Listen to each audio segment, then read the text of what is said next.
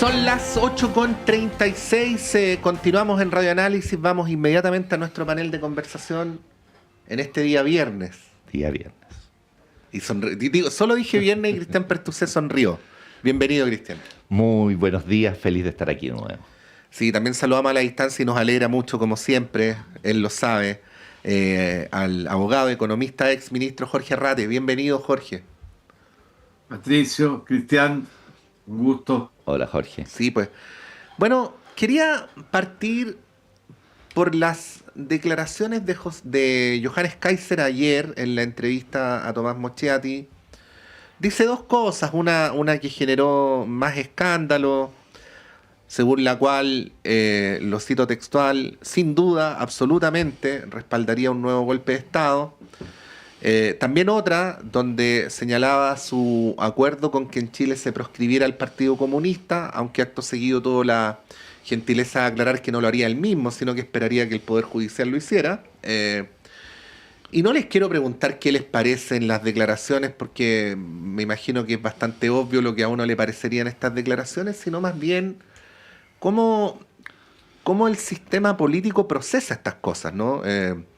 Yo por lo menos ahí les pregunto cómo lo ven. Veo que precisamente, más allá de que no tengo dudas de que Kaiser piensa lo que dijo, creo que su negocio en términos político-electorales es la provocación, ¿no?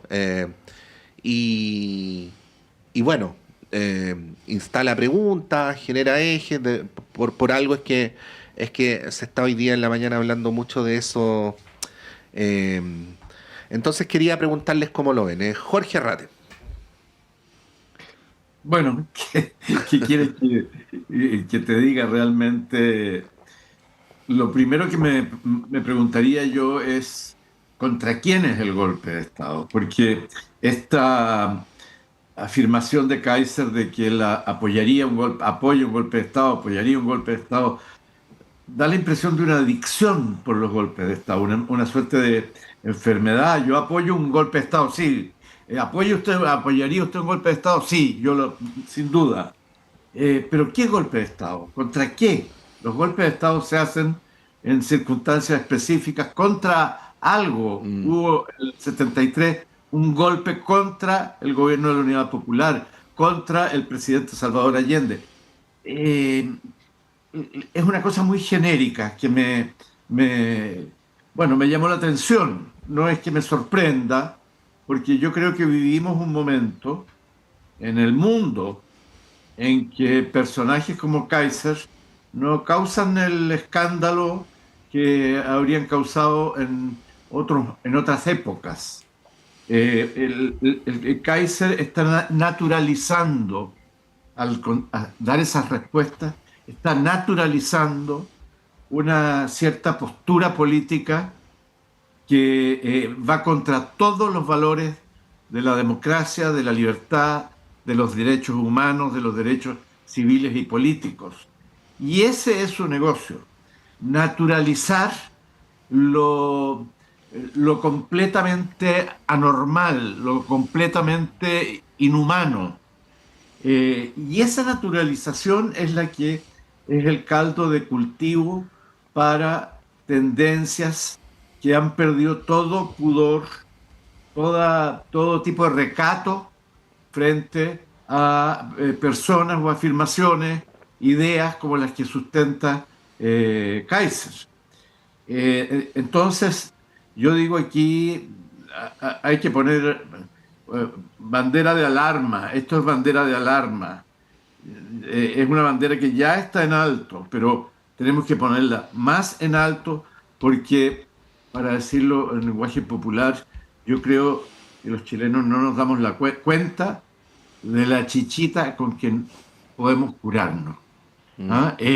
Es algo que en este país un tanto isleño todavía, a pesar de los avances en las comunicaciones, no se aprecia. Esta es una amenaza. Cristian. Comparto en términos generales todo lo que plantea don Jorge, pero más allá yo creo que lo que está haciendo efectivamente Johannes Kaiser es provocar una lógica muy, muy polarizada. Yo creo que lo estamos viendo en el mundo. Yo creo que hay que tener ojo que que las posturas por diferentes razones en países de Europa lo vemos, se están polarizando mucho. Y quizás lo que asusta mucho, yo creo que hay que procesarlo. Tú preguntabas cómo procesamos esto en el sistema político. Yo creo que el exceso de polarización obviamente genera la posibilidad de que salgan estas posturas, y tenemos que procesarlo en el sentido de cómo construimos un sistema que valore más la democracia. A mí, de verdad, los últimos estudios me preocupan en que hay una mayoría de la población que estaría dispuesto a no estar en un régimen democrático si se aseguraran ciertas condiciones, ¿cierto? Sí, fundamentalmente vinculadas Sí, con la seguridad, con la seguridad, con la delincuencia. con ese tema. Sí. Entonces, yo creo que aquí hay un tema que tenemos que procesar, cómo las democracias, en definitiva, y lo decía Jorge, cómo las democracias, en definitiva, van a permitir que los valores democráticos, que las libertades, ¿cierto?, se expandan, pero asegurando, obviamente, y no otro tipo de régimen, un régimen no democrático. En ningún régimen no democrático se aseguran las libertades, los valores democráticos, el respeto a los derechos humanos, como decía. Entonces, yo creo que ahí tenemos un desafío, quienes creemos en la democracia, ¿cierto?, como el mejor sistema, de empezar a procesar estos dichos para asegurar que va a ser siempre en regímenes democráticos donde va a haber una ampliación de las libertades de las personas. No hay otros regímenes donde haya una ampliación de las libertades de las personas, y por tanto poner el contrapunto. Y ahí yo creo que en este procesamiento tenemos que empezar a pensar cómo revalorizamos la democracia para que la gente, las personas, la ciudadanía entienda que es el mejor régimen y que además va a asegurar, ¿cierto?, valga la redundancia, seguridad a las personas. O sea, todas estas problemáticas que estamos viendo, seguridad pública, hoy día de delincuencia, va a asegurar mecanismos donde va a haber una justicia y tiene que ver con la eficiencia de la justicia, que quienes son delincuentes y obviamente no están cumpliendo con el Estado de Derecho, van a ser sancionados, pero se van a asegurar las libertades de todas las personas. Y yo creo que eso es lo que tenemos que empezar a procesar y poner los contrapuntos. Sí. Efectivamente, ahí está el tema, y creo que desafortunadamente por la polarización que estamos viendo del sistema político principalmente, yo creo que recién vamos a ver en las elecciones de noviembre qué tan polarizada está la sociedad, si está tan polarizada o no. Yo creo que no, pero hay una polarización de nuestro sistema político que nos ha llevado a ponernos en estos puntos de contraposición completa. Y eso a mí me preocupa, porque son justamente los momentos en que las democracias empiezan a debilitarse y empiezan a surgir voces, ¿cierto?, que plantean la posibilidad de regímenes no democráticos, y eso me preocupa. Sí, igual hay un dilema, Jorge, no sé cómo lo ves tú. Tú conoces el concepto de troll aplicado a las redes sociales, ¿no? Sí, La de estas personas que andan sí, simplemente transmitiendo odiosidades, en fin. así es. Bueno, lo que se le recomienda a una persona razonable, ¿no?, es que ignore a los trolls cuando aparecen en las redes sociales, ¿no? Y no quiero decir en sentido literal que Johannes Kaiser sea un troll, pero sí lo digo en sentido figurado, ¿no? Una opción podría ser, así como se recomienda en las redes sociales, ignorar las provocaciones, ¿no? Otra opción es decir, bueno, es tan grave lo que dice que tiene que haber una respuesta categórica, contundente, de rechazo. El problema es que en el segundo caso, lo más probable, y lo adelanto, es que terminemos durante el día de hoy hablando en buena medida de Johannes Kaiser, que era precisamente lo que él seguramente hubiera querido, ¿no? Entonces, no es fácil, Jorge, de enfrentar este tipo de dilemas. Te lo pregunto No, como un no es avesado fácil. dirigente político. Sí. Sí, no es fácil, porque las redes sociales hoy día son una verdadera selva. Yo participo en algunas de las redes sociales, las sigo particularmente por razones políticas, en los periodos de elecciones, como la reciente primaria, en fin. Y desde hace mucho tiempo que yo no leo, por ejemplo, los comentarios a algún posteo que yo hago, ¿no? Porque sé que va a aparecer gente que a decir algunas barbaridades y simplemente no me doy por enterado. El punto es que aquí estamos hablando no de un troll de las redes, probablemente pagado, probablemente un activista de algún movimiento de extrema derecha, sino que estamos hablando de un candidato presidencial que está en todas las encuestas, que fue hasta hace poco considerado un competidor serio. Yo creo que se ha ido descapitalizando, pero está ahí, es un candidato a la presidencia de la República. Entonces, aquí lo que yo creo que es esencial, yo espero hoy día que ocurra lo que tú has dicho, pero ¿qué es eso? Eso es un pronunciamiento de todos. Ujú.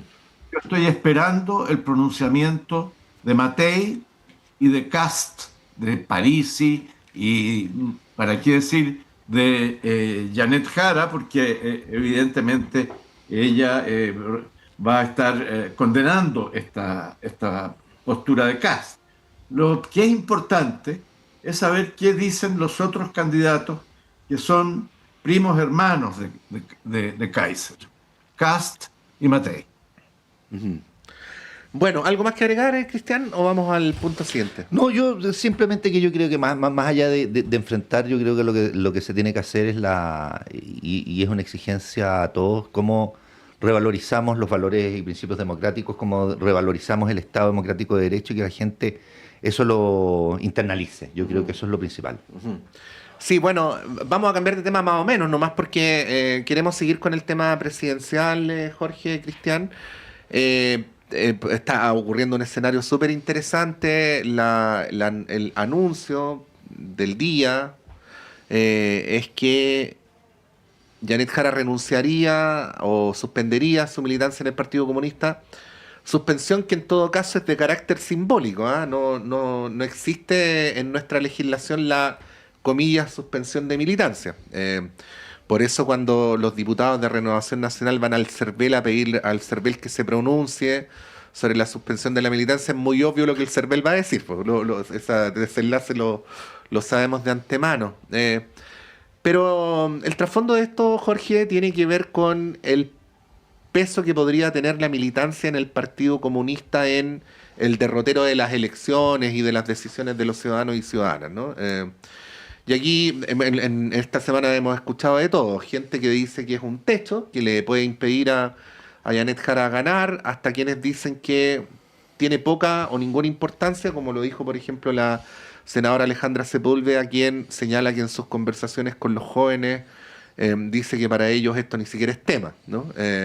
Bueno, hay muchas maneras de analizar el asunto, Jorge, ¿cómo lo ves? Mira, yo creo que el resultado de las primarias es uno de los hechos políticamente más interesantes ocurridos en el último tiempo. Lo digo con la mirada de alguien que perdió las primarias, porque mi candidato era Gonzalo Vinter, Ujú. pero que he adherido a algo que alguien dijo, no recuerdo quién, me parece que Pierina Ferretti, que había una derrota. Yo me siento derrotado, pero me siento felizmente derrotado. Ujú. Me siento que ha sido para mí una derrota dulce, Ujú. porque el fenómeno que ha ocurrido es políticamente muy importante, es muy interesante por las perspectivas que se abren.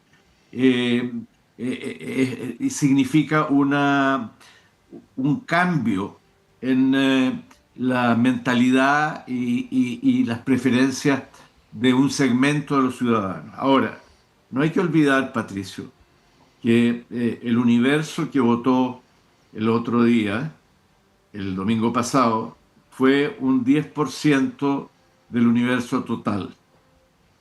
El 1.400.000 personas que votaron eran personas de izquierda o de centro izquierda y que tienen más o menos convicciones políticas conformadas. Ujú. es un segmento de la ciudadanía en que uno no debería sorprenderse de que existan expresiones de madurez democrática y política, como es el hecho de darle un 60% de los votos a una candidata del Partido Comunista. Eso no quiere decir que el anticomunismo no exista. Yo creo que el anticomunismo existe, va a ser un adversario fuerte de nuestra candidatura, la de Janet Jara, en la próxima elección presidencial, y se van a desatar fenómenos parecidos a los que ocurrían con las candidaturas de Salvador Allende, particularmente el año 58, el 64 y el 70. Recordemos que se denominó la campaña del terror a las campañas que se hacían en contra de Allende, diciendo que los niños iban a ser enviados a educarse a Cuba, que les iban a quitar la casa. Bueno, de allí surgieron ideas similares en los plebiscitos recientes, ¿no? En los plebiscitos constitucionales. Entonces, pero aquí el resultado ha puesto en una crisis a distintos actores, desde ya al socialismo. Discúlpenme, yo tengo una gatita. No te disculpes. ¿Cómo se llama la gatita? Se llama Rosa. Ah, muy buen nombre. Está bien. Aquí, esta es Rosa. O sea, saludos, Rosa. ¿Ah? Son dos. La otra es Emma y no son hermanas. Es muy distinta, pero es más tímida. Ya, muy bien. Bueno, yo creo que el socialismo democrático enfrenta un momento crítico. Viene la configuración de las listas parlamentarias y aquellos que decían que había que ir en dos listas ahora corren en el socialismo democrático a decir que hay que ir en una sola, por suerte, porque yo creo que hay que hacer el esfuerzo por ir en una sola lista. Creo que pone en crisis constructiva al Frente Amplio, porque el Frente Amplio obtuvo una votación más baja de aquella que se esperaba por razones que sería largo ahora elaborar. Pero hay allí un partido en formación que tiene el cuadro, el estamento de liderazgos más potente para el futuro de Chile. Es un elenco de liderazgos impresionante el que tiene el Frente Amplio, pero tiene que elaborar más sus raíces y tomar más cuerpo, en el sentido de ser un partido menos fijado en una determinada generación, abrirse hacia arriba y particularmente hacia abajo, hacia los más jóvenes. En fin, yo creo que el resultado de la primaria ha suscitado un momento de reelaboración y de reflexión para la izquierda. La campaña va a cargar con el elemento del anticomunismo, que existe en un segmento y que va a ser atizado, va a ser estimulado por la campaña que va a ser la derecha. Pero Jorge, yo creo... Pero hay una pregunta, yo sé que no me lo puedes contestar con método científico, nadie lo podría contestar con método científico, pero en tu apreciación, no quiero decirte hincada porque es una forma muy poco seria pero en tu apreciación, esto que tú dices de que el anticomunismo va a pesar, ¿intuyes que va a ser determinante o que va a ser un factor pero no necesariamente determinante? Yo creo que es un factor que estamos desafiados a superar en la elección. Y creo que Janet Jara y la conducción de su campaña van a ser clave en ese proceso, porque el triunfo de Janet Jara va a ser no solo el triunfo de los demócratas en la próxima elección, sino que en caso de darse va a ser el triunfo sobre un prejuicio, sobre una casi superstición que corresponde a una época que ya no se vive en el mundo, que es la época a partir de la Revolución de Octubre, pasando por la Guerra Fría. Cristian Pertusé. Bueno, yo creo que la idea de suspender la militancia de Janet Jara tiene que ver justamente con tratar de, como han dicho ahora, descomunitación, sacarle este halo, este posible efecto del anticomunismo que puede existir en Chile, que no tenga un techo. Yo creo que es una estrategia, no está mal diseñada. ¿Va a producir efecto? Es una pregunta que no sabemos. ¿Cómo va evaluando, ¿cierto? La gente, las decisiones que van tomando los actores políticos, hasta dónde le creen y hasta dónde no le creen? Yo creo que ahí también hay una pregunta muy, muy potente respecto a la credibilidad que tienen los diferentes actores políticos. Aquí no estoy hablando solamente de Janet Jara, sino de todos los actores políticos. Y es una pregunta, o sea, es una decisión, yo diría, estratégica. ¿Cuánto va a servir, cuánto no va a servir? Creo que Janet Jara sí, y de alguna manera la suspensión, podríamos decir, va a generar una mayor libertad para que ella pueda trabajar como la candidata de un conglomerado más amplio, ¿cierto? Que reúne desde el socialismo democrático, más allá de las fugas que puedan haber o que se han visto en este último tiempo, hasta el Frente Amplio, el Partido Comunista, en su alianza que han tenido en este último tiempo.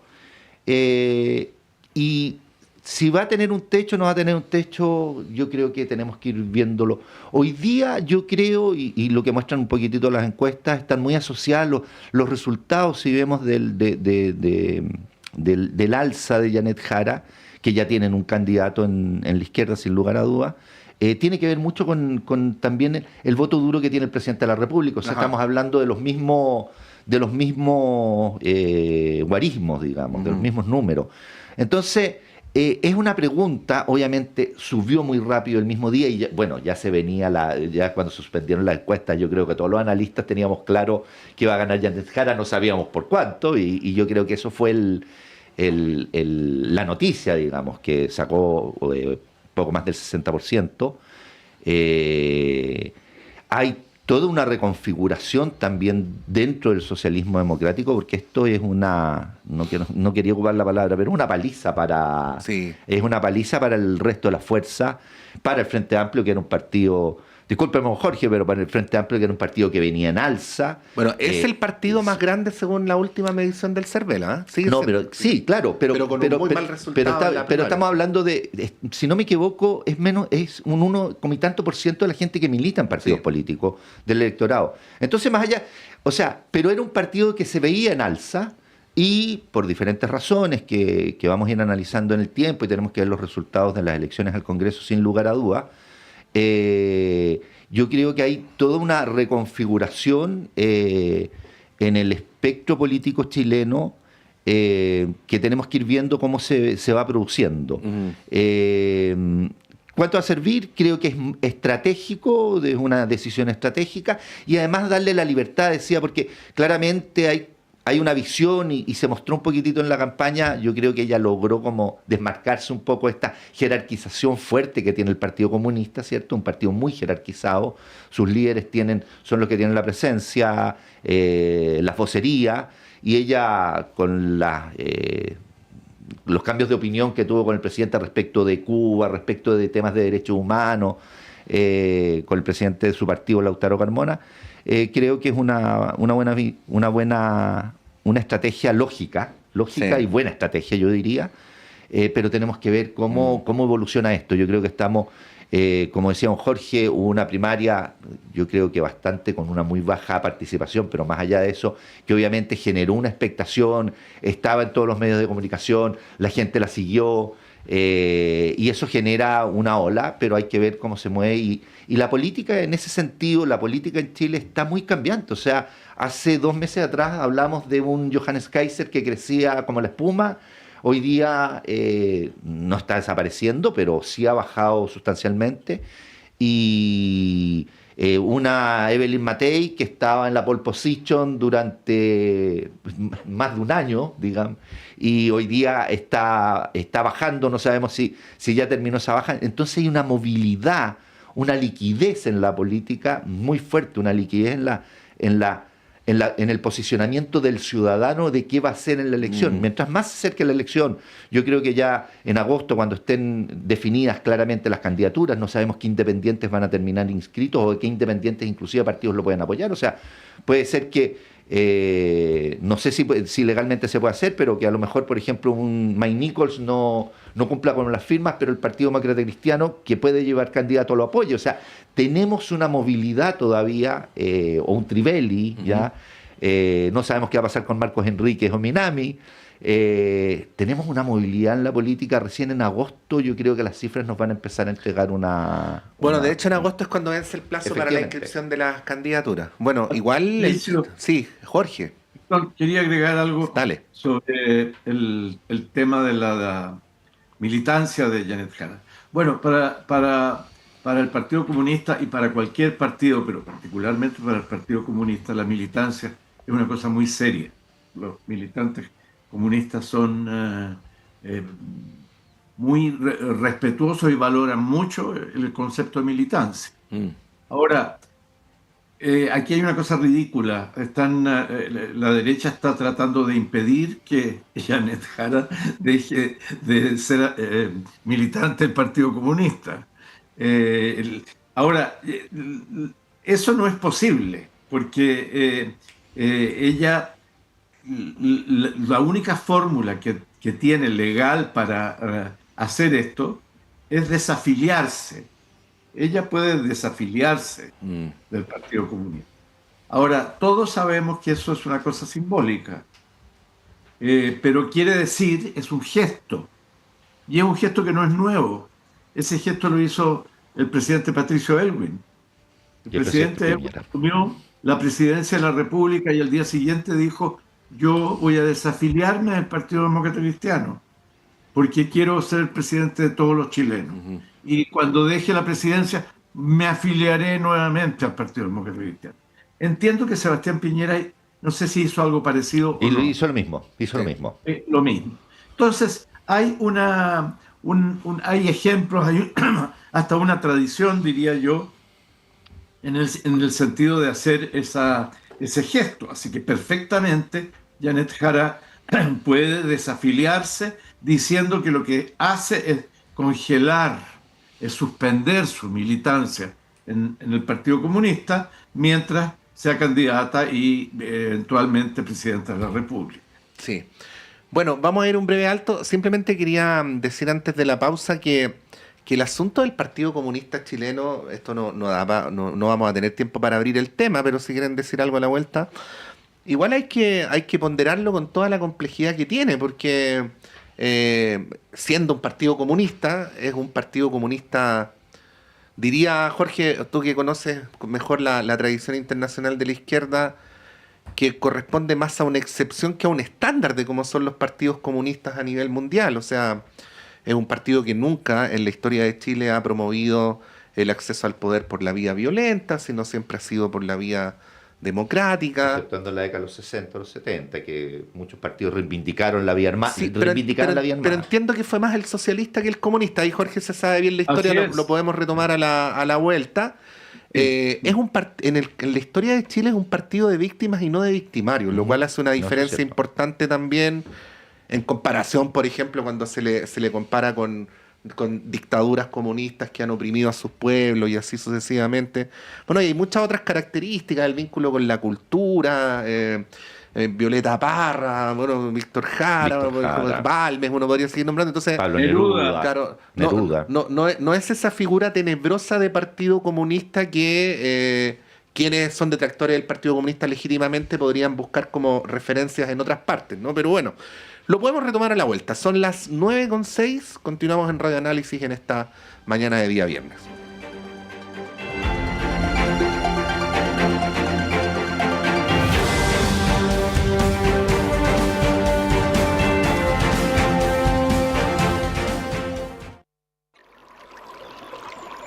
Aguas Trayén o Cascada en Mapudungún es la mejor agua purificada con tecnología de última generación. Para más información, visite su página web www.aguastrayen.com.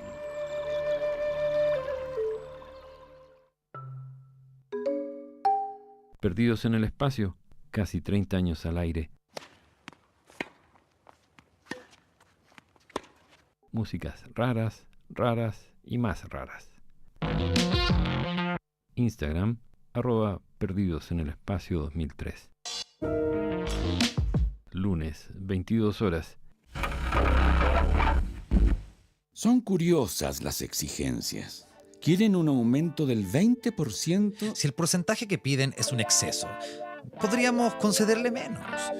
Ciclo de radioteatro social por Radio Universidad de Chile. ¿Qué noticias hay?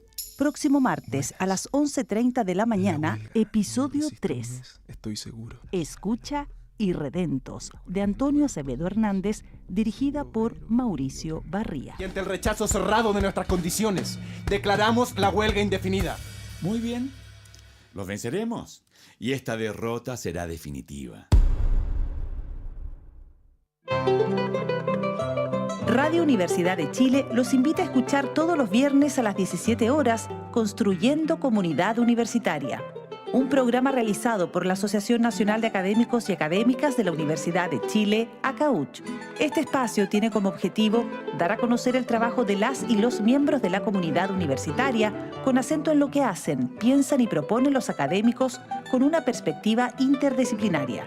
Está dirigido a la comunidad universitaria y a la sociedad en su conjunto. Todos los viernes de 17 a 18 horas, Construyendo Comunidad Universitaria. Conducen dirigentes y dirigentas de ACAUCH en el 102.5 FM y radio.uchile.cl.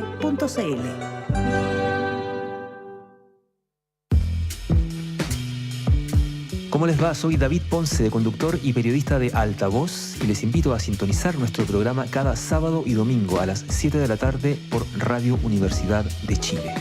Una hora de noticias y estrenos por Altavoz, con más volumen para la música chilena, por el 102.5 FM y por la señal de radio.uchile.cl.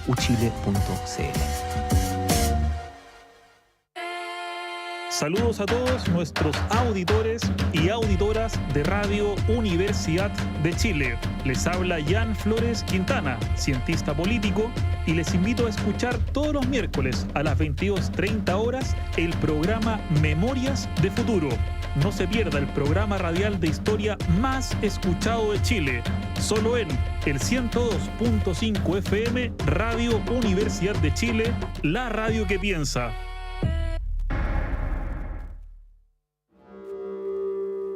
Hola, soy Alessandra Buroto y junto al equipo de Travesías, Arte y Política te queremos invitar a sintonizarnos cada jueves a las 5 de la tarde por el 102.5 de Radio Universidad de Chile.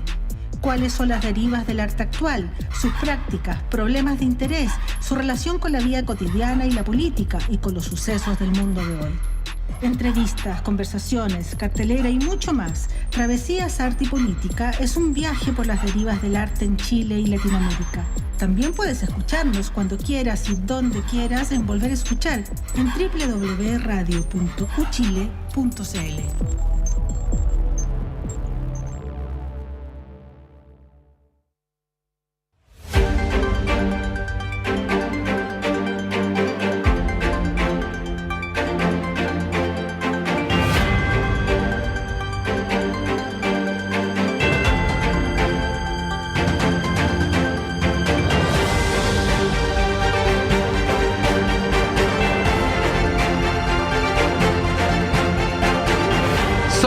Con 10. Continuamos en Radio Análisis en este día viernes 4 de julio del año 2025.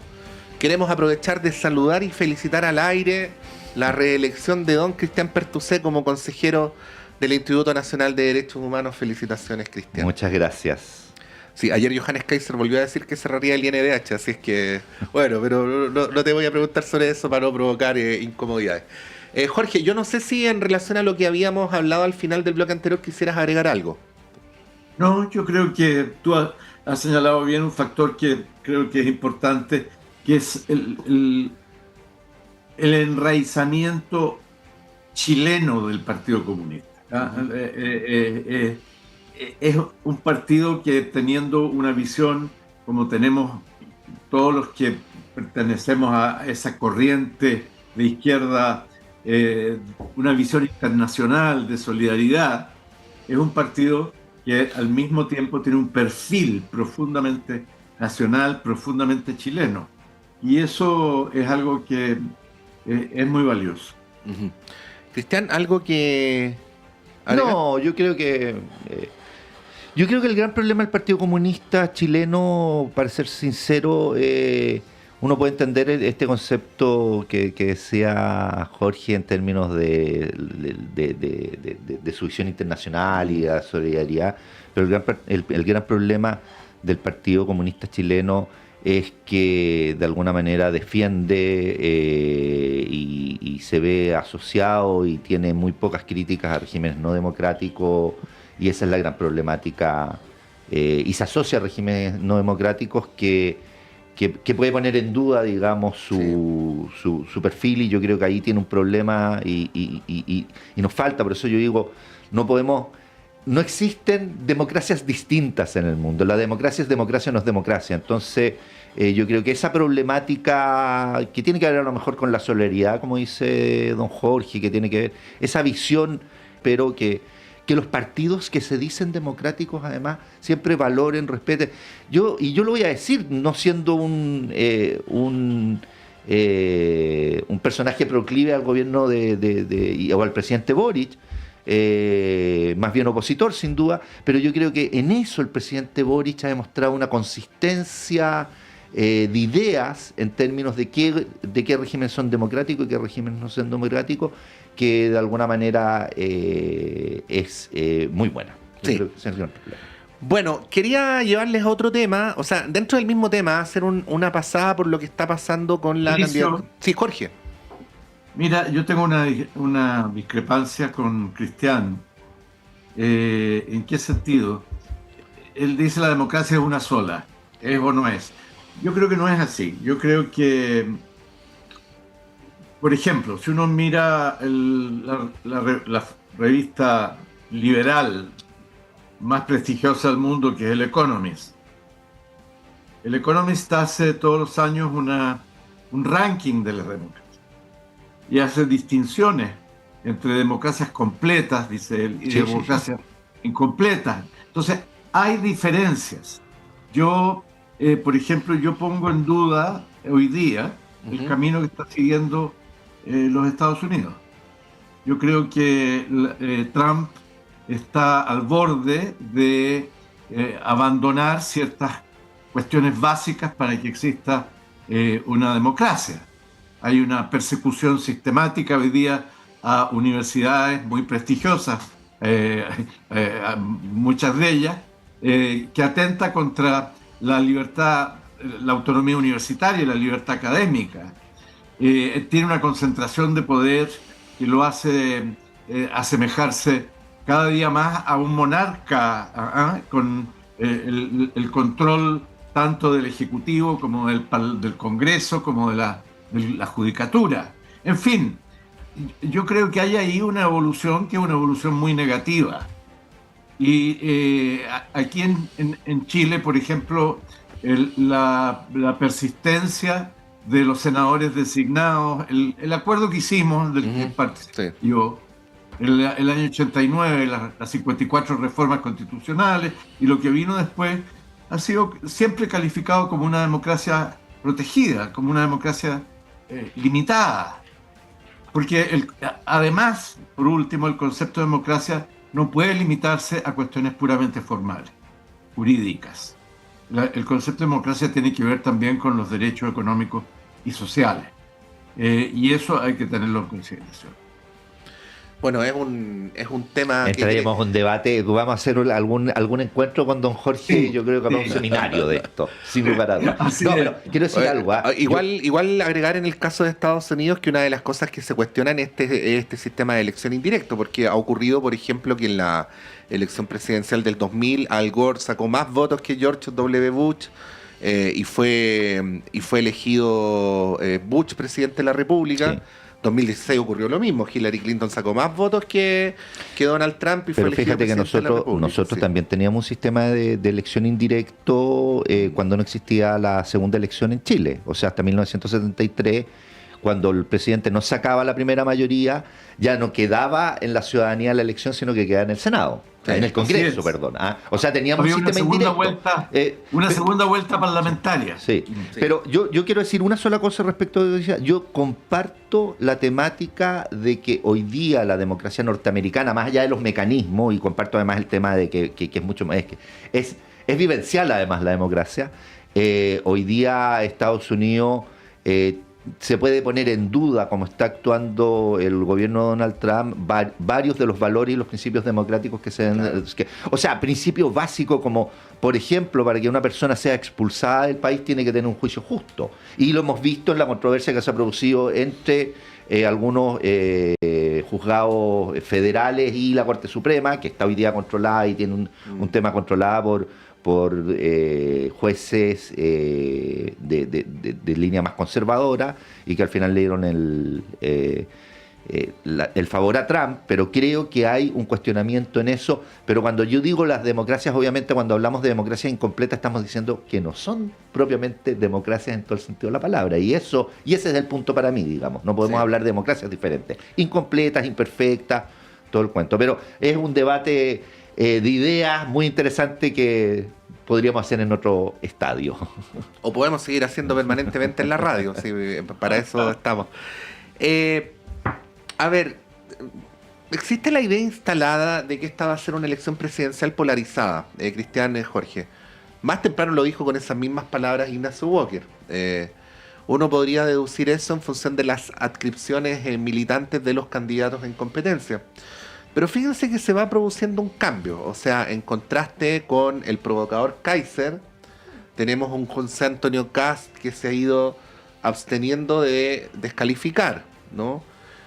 Una candidata Jara que dijo, se acabó el tiempo de las descalificaciones, empieza el tiempo de las propuestas. No es una dirigente política que se caracterice por descalificar.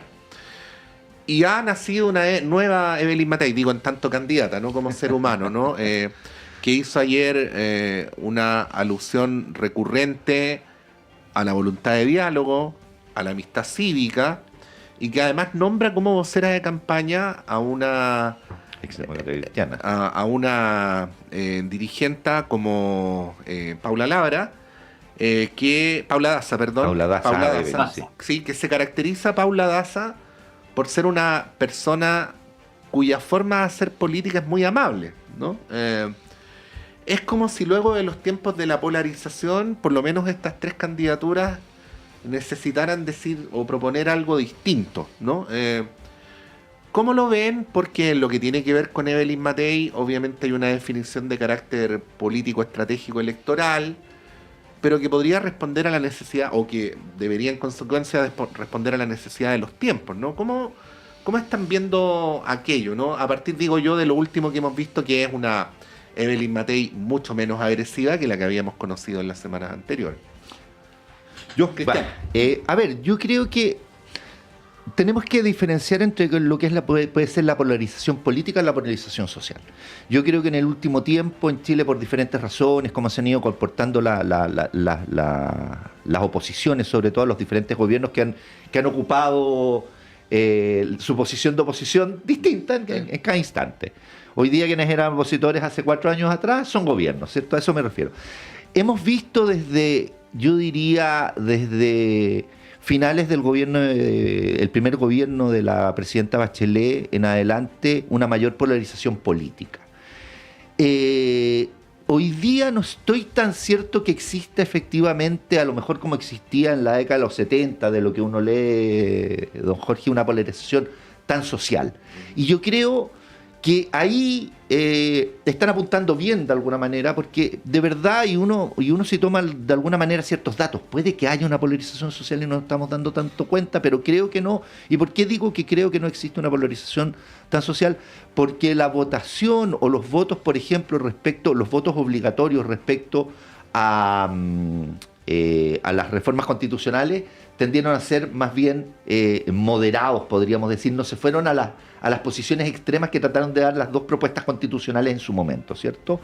La votación en términos de voy a sacar alcaldes porque ahí son unipersonales y tienen que ver mucho con los personalismos, pero en términos de concejales y consejeros regionales, también fue una votación que uno no podría llevar. Hay, sin duda, los partidos que podríamos decir, ponemos más los extremos, tienen su votación y tienen una votación buena, pero que tiende más, podríamos decir, a lo que son las construcciones más de centro. Entonces, al no existir una polarización social, al parecer, tan arraigada, ¿ya? Yo creo que, y de hecho se muestra también en las encuestas hoy día, mucha gente que dice que no sabe no responde, o sea, antes yo creo que si hubiera el sistema de encuesta hubiera estado presente en los años 60, 70, hubiéramos visto una polarización social muy, muy clara.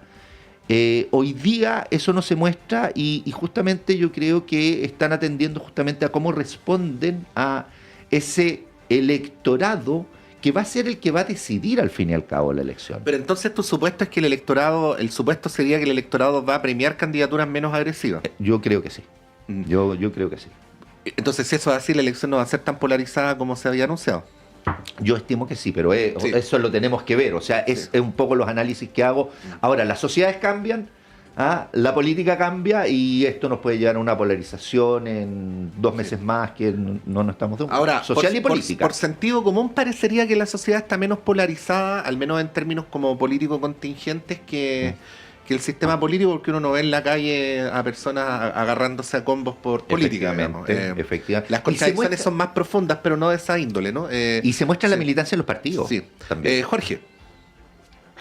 Mira, yo creo que bueno, esto es una hipótesis, pero mi impresión es que al final la elección se va a dirimir entre Jara y Kast. Eso es lo que yo pienso. Yo creo que Kast ha dirigido una campaña muy hábil porque ha terminado transformándose en una persona que ha mostrado que no es una cierta moderación en los modales. Claro que tuvo el otro día un incidente bastante feo en un programa, en un foro en el sur, que moderaba la periodista, me parece que es la Paloma Ávila. Sí. Y que está en video, ¿no? Y que aparece lo que para mí es el verdadero, el Kast verdadero, ¿no? No controló sus emociones y salió adelante y arrasó con medio mundo. Bueno, eso es yo creo la formación de él. Él es un hombre de paine, más allá de que no haya tenido responsabilidad directa en los acontecimios que Cristian debe conocer bien, que son la masacre de campesinos en Paine, donde hubo una vinculación hay gente que está condenada, que estaba estrechamente relacionada con la familia de José Antonio Kast, pero uno no puede responsabilizarlo naturalmente a él. Sí, a una persona por la familia, claro. Pero es una formación. Exacto. Es una formación. Cómo está formada la cabeza de una persona, de dónde viene esa cabeza.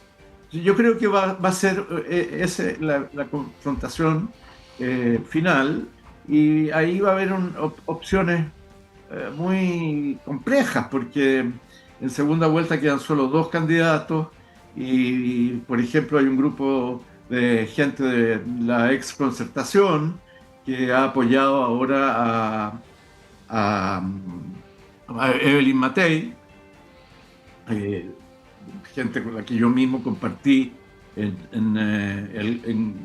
los gobiernos de Patricio Aylwin o Eduardo Frei. ¿Y qué va a hacer? ¿Va a votar por Kast o va a votar por Jara?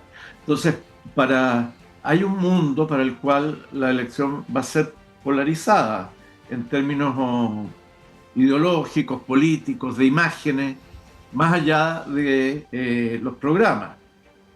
Yo creo que si hubiera ganado Carolina Toá en la primaria reciente, habría un argumento para decir, mire, la elección va a ser más centrada y probablemente en ese escenario